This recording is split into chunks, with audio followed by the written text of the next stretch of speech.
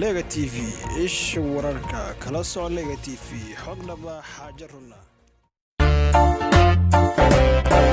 magabade dhabiyo ningaralata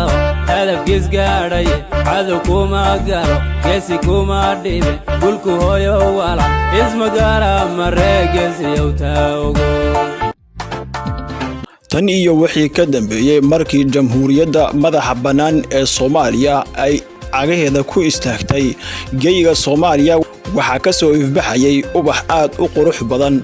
macnaha ubaxu waa ujeedada warbixinta ku socota ee dhalinta Soomaaliyeed oo la arkayay in bilihii dambe ay isu xilqaameen inay ka qayb qaataan badbaadinta dadkooda iyo diintooda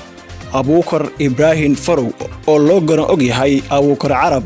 ayaana qayb ka ah dhalinyaro sanadihii u dambeeyay si isxilqaan ah ugu shaqeynayay ummadooda Soomaaliyeed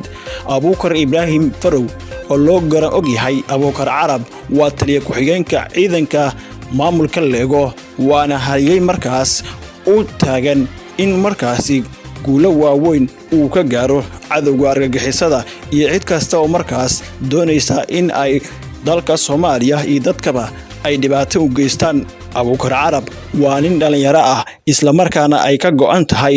in wax u qabto dadkiisa iyo dalkiisa iyo diintiisaba waana haliyay firfircoon isla markaana ay ka go'an tahay shaqada loo idmaday waana taliye ku-xigeenka ciidanka maamulka degmada Lego waxa goor si horeysay oo u sheegay Lega TV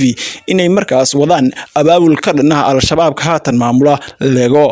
dulucda warbixintan ma ahan in aan markaasi buunbuunayno ama aan faalinayno Abuukar Carab laakiinse waa xaqiiqada dhabta ah ee ka jirta dalka